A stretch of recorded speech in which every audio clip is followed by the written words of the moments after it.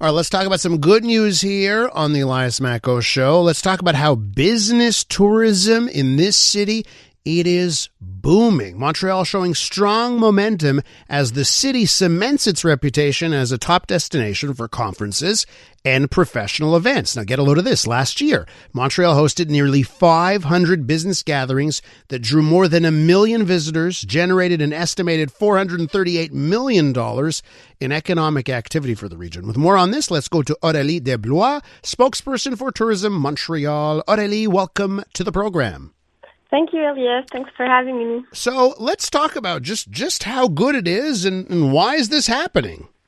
Yes, we're very happy. So what's really driving the momentum in 2025 is the type of events that we attracted. We welcomed the groups in high-performing sectors, especially life science. I'm thinking of the International Society of Pharmacoeconomic Research, which is 4,200 participants and 4.4 million in economic spin-offs. And also, people tend to stay longer in the destination. So if they stay more days, they stand locally in restaurants, commerces, they go to the hairdresser, they buy flowers, more nights at the hotel, and so the impact multiplies across the city. And if you want numbers more specific, 50% extend their stay in Montreal because they want to experience the city. So those numbers talk for themselves. Well, I imagine, every tourist is great. But if you can get a tourist with an expense account, now you're cooking with gas, right? Like, it's even better. Yeah, that's true. They tend to spend three times more than a normal tourist that come for culture or gastronomy. So business travelers are good business for the economic impact.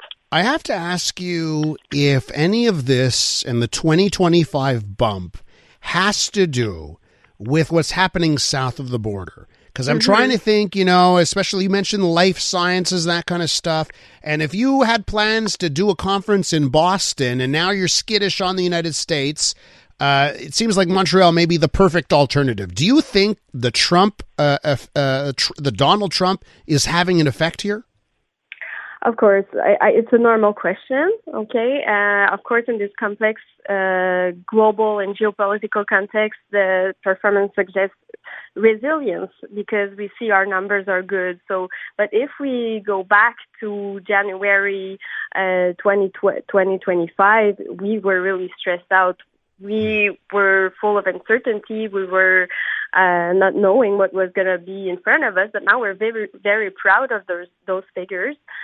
So 2025 surprised us positively despite concerns, and participation reached 91% this year in 2025. So, and no U.S. groups canceled. That's very good, and it shows that the need to meet in person remains very strong, and Montreal is seen as a safe and welcoming choice.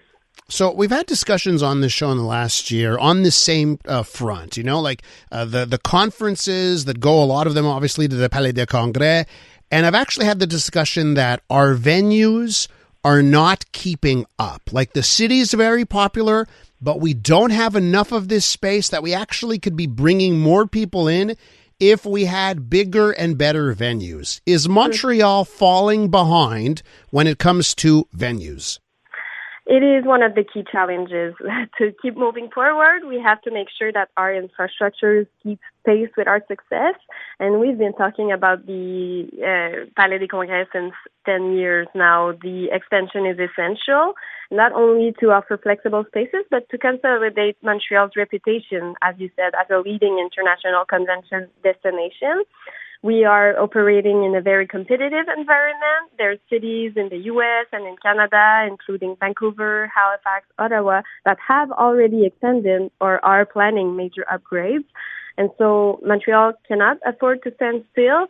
And if we want to continue generating strong economic impact and intellectual benefits for the city too, we have to be